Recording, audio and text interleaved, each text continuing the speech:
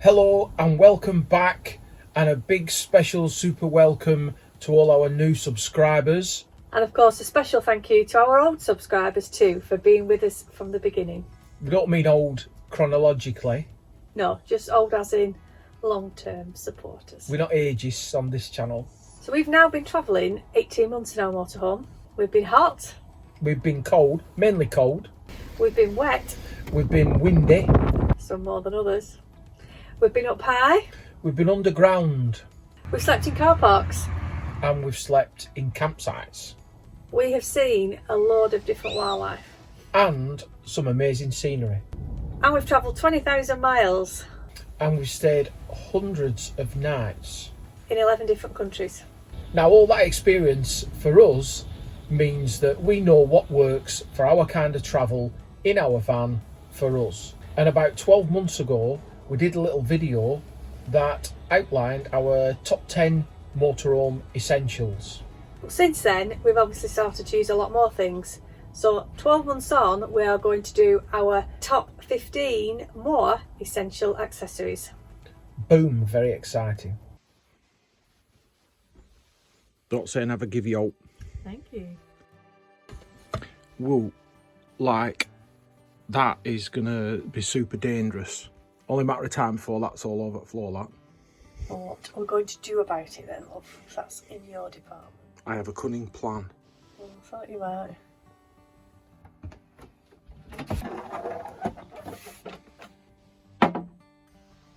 Safe. I know, but it's a faff, isn't it? Yeah, it is. So It's van life annoyances. what are you going to do about that? Wow, come up with something amazing. Okay, is it going to cost money? Yes, but not a lot. Okay, go for it. What are you looking for? Oh, I see. eBay has delivered. So what have you been buying? Wait and see.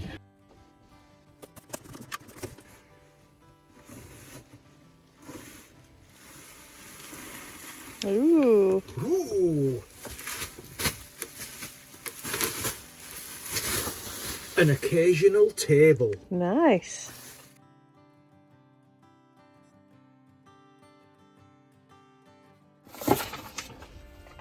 Don't need instructions. Okay.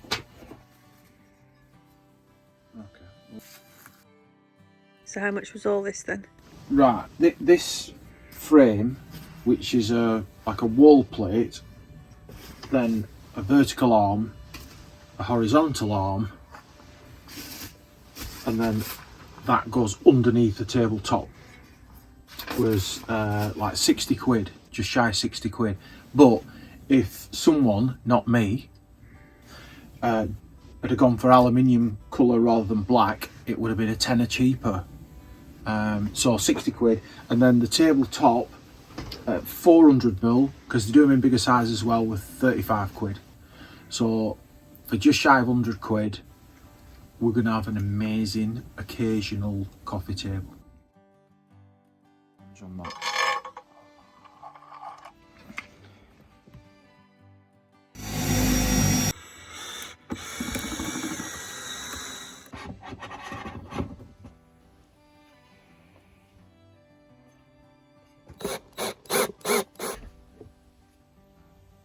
Where do you want your brew?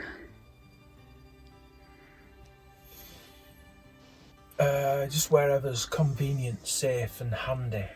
Okay. Oh! There you go. We have a Google speaker and it's brilliant. It's connected to our internet router so we can listen to music and ask it interesting questions. Hey Google, who is Eurosully? Sorry, I didn't understand. Hey Google, who's the best motorhome YouTuber? Sorry, I didn't understand.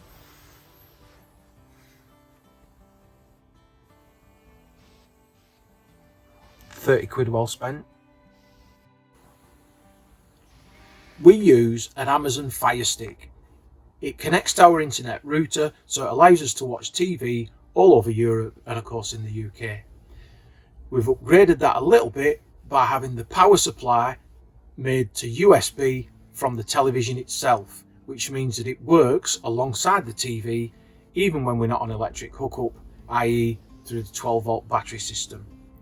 We download things like Netflix, Amazon Prime and lots of other apps to allow us to watch loads of great TV. Cost wise, about 35 quid for the Fire Stick, about 20 quid for the USB power supply, but if you look out on Black Fridays and Prime days, they're a lot cheaper.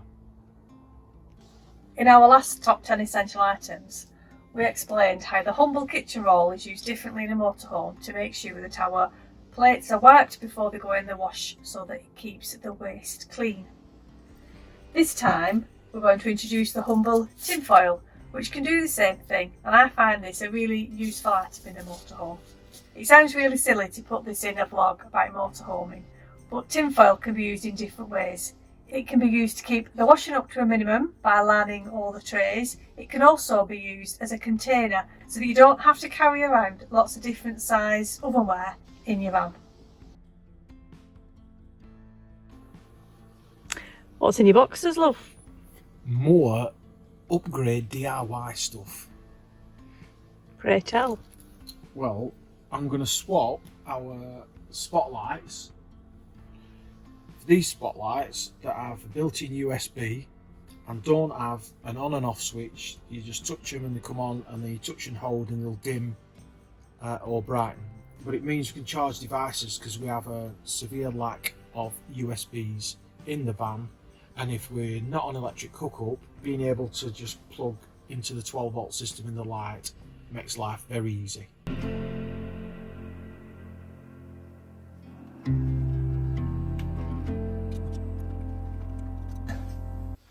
What have you done? Right, in there I've removed the plastic cover that covers up the block connectors.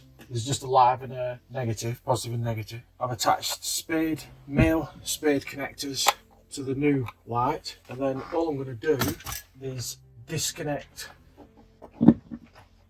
this one out with the old, and then the new one will go in.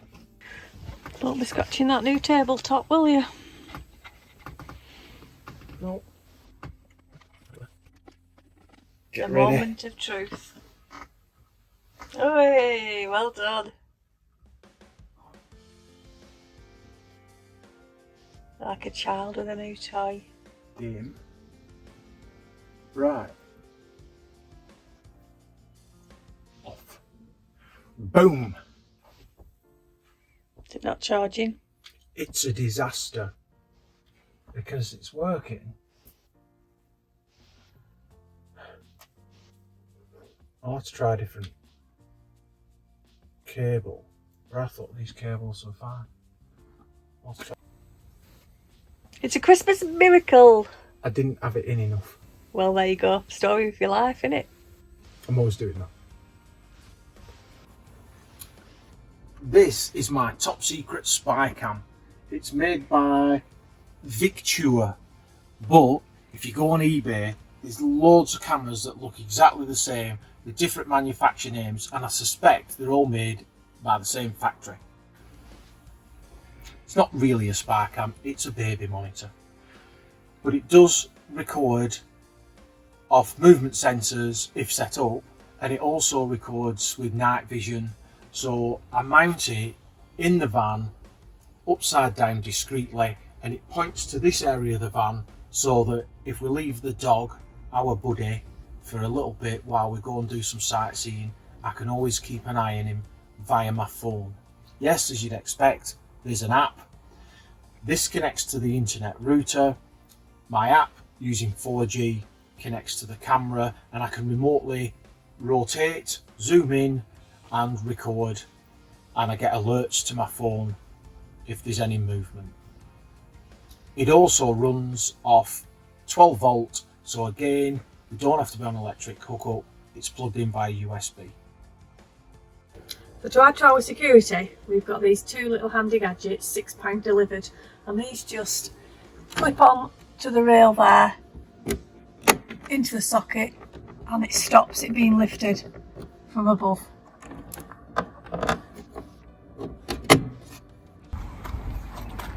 This has been a really good buy. It's a 23 litre wastewater container. We go to a lot of sites or smaller locations where they're into drive over waste, or we might go to a site and stay for 4 or 5 days, and I don't want to have to move van to dump the water. So this is just enough at 23 litres to do 2 nights of wastewater, but it's also small enough to store inside in what is limited storage space.